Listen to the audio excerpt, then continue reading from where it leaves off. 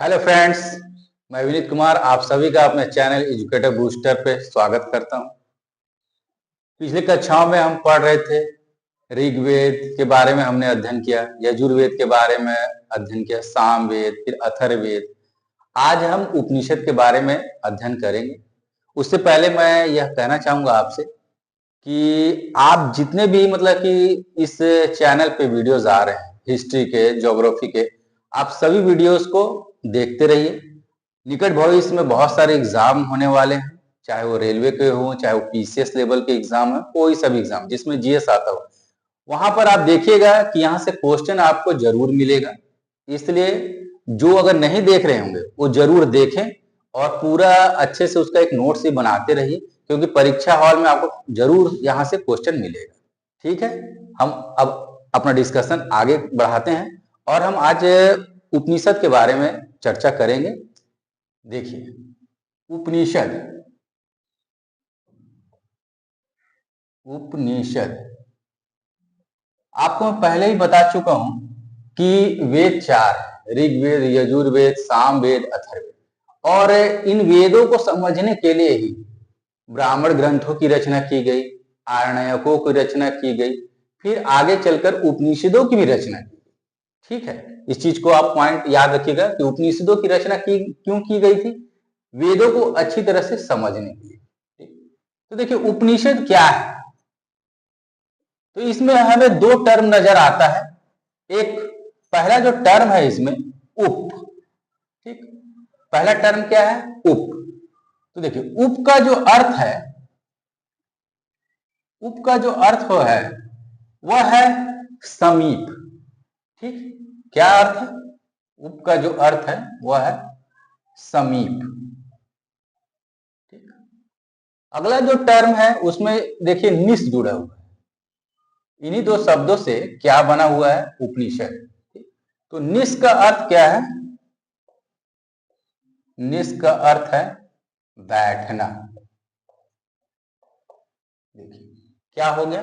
उपनिषद मतलब कि समीप बैठना। ठीक, किसके समीप बैठना? जब प्राचीन काल में जो शिष्य होते थे, विद्यार्थी होते थे, गुरु के समीप बैठ कर ज्ञान अर्जित किया करते थे। उसी से उपनिषद का डेवलपमेंट हुआ है, उसी से उपनिषद वर्ड आया हुआ है। यानी गुरु के समीप बैठकर, गुरु के समीप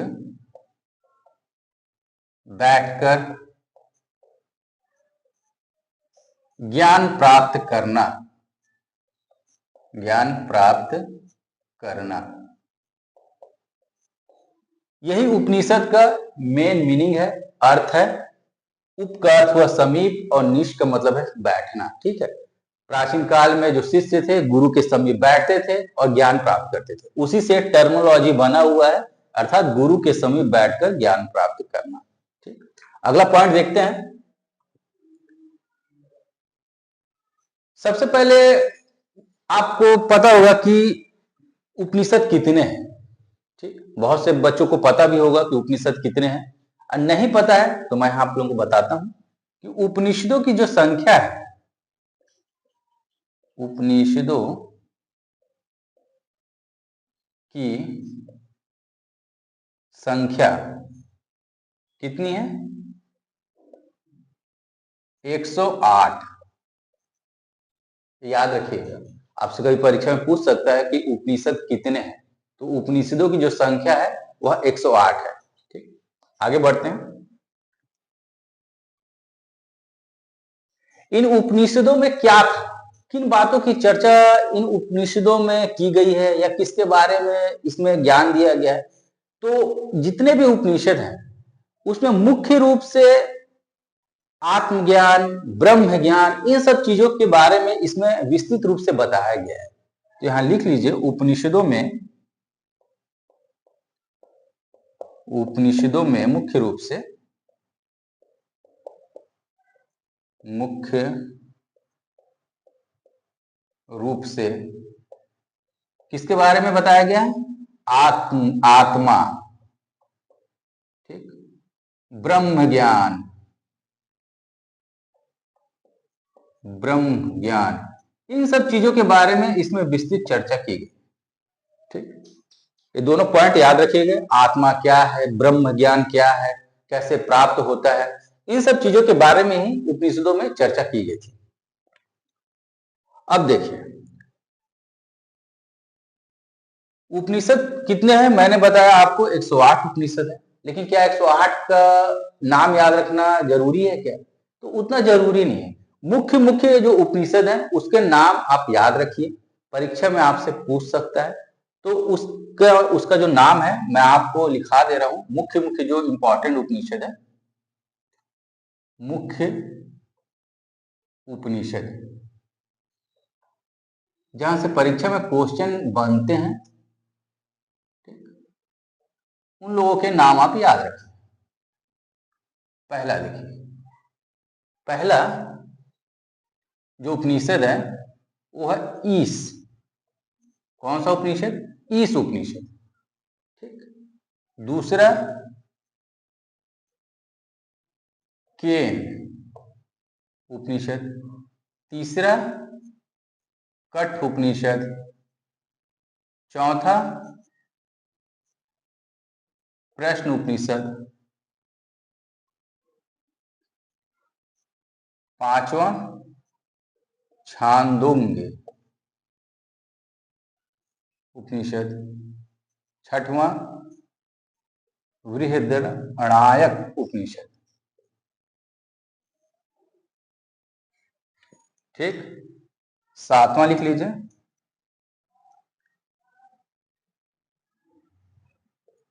मांडुक्य। ठीक, मांडुक्य उपनिषद। आठवां लिख लीजिए ईश, केन, कठ, प्रश्न, छांदोग्य, बृहदारण्यक, मांडुक्य। आठवां लिखिए मुंडक, मुंडक उपनिषद। नौवां लिखिए ऐत्रेय, और 10वां लिखिए तैत्रेय उपनिषद। ये 10 के नाम आप याद रखिएगा, यहां से प्रश्न आपसे पूछे जाएंगे, कुछ एग्जाम्पल के थ्रू पूछे जाएंगे। तो देखिए ईश उपनिषद, केन उपनिषद, कठ उपनिषद, प्रश्न उपनिषद, छांदोग्य, बृहदारण्यक, मांडुक्य, मुंडक, ऐत्रेय और तैत्रेय। ये 10 उपनिषद बहुत ही इंपॉर्टेंट है। ठीक है, ऐसे 108 है, लेकिन मुख्य रूप से आप इन 10 का नाम याद रखिएगा। ठीक है, आगे बढ़ते हैं, इन सबको नोट डाउन करते रहिए।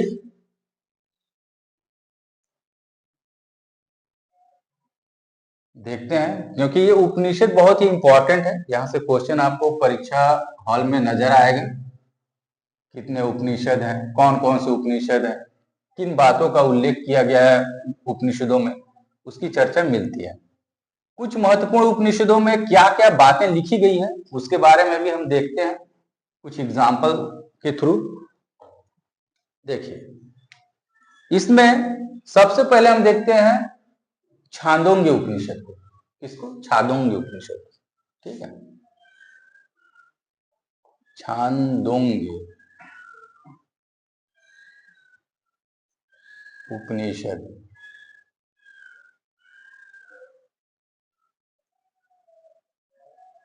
ठीक, इसमें एक दो एग्जाम्पल बहुत महत्वपूर्ण है, परीक्षा में पूछा जाता है, तो उसको आप नोट कर लीजिए कि छांदोग्य उपनिषद में किस किस चीजों का उल्लेख है या क्या क्या चीज हमें पता चलती है। ठीक है, तो देवकी पुत्र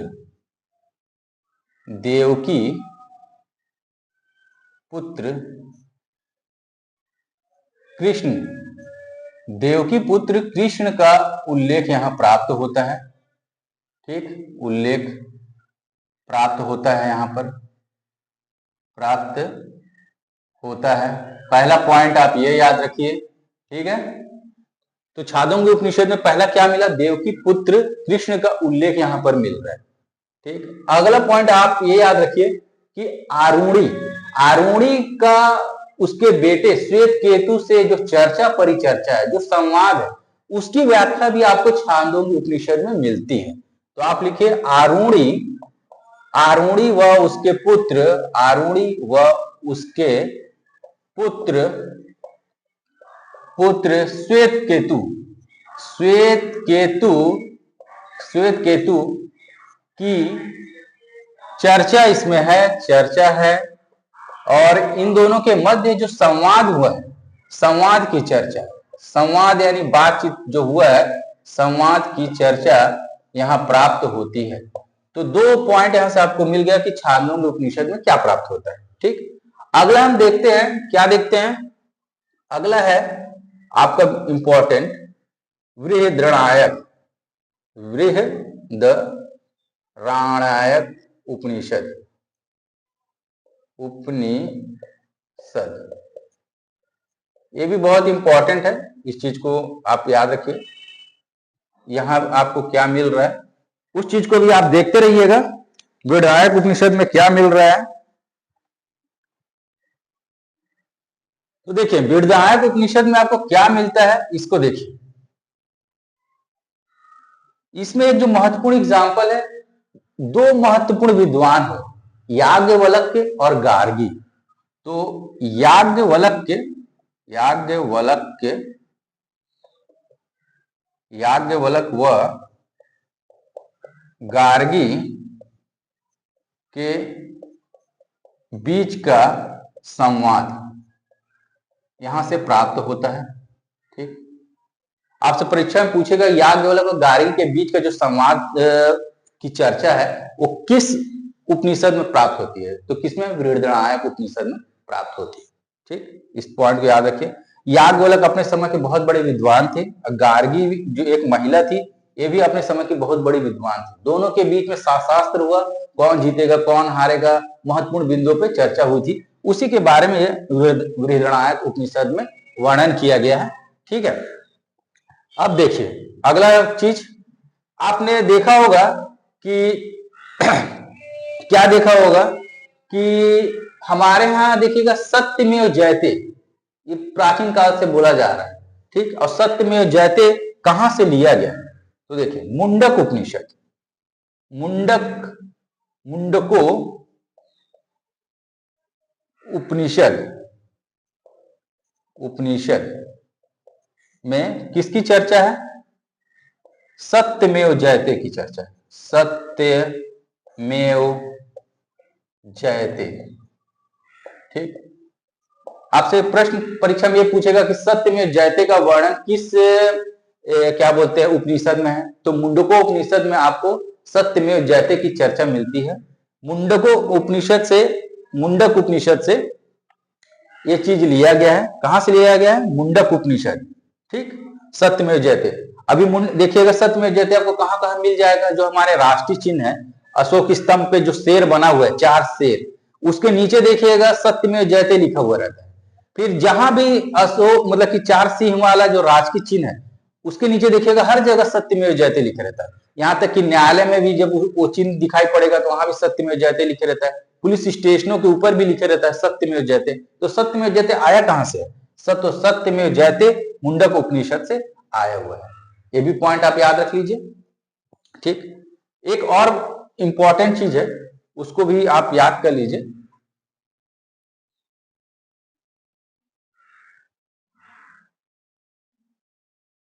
ठीक, एक है कठोपनिषद, कठोपनिषद,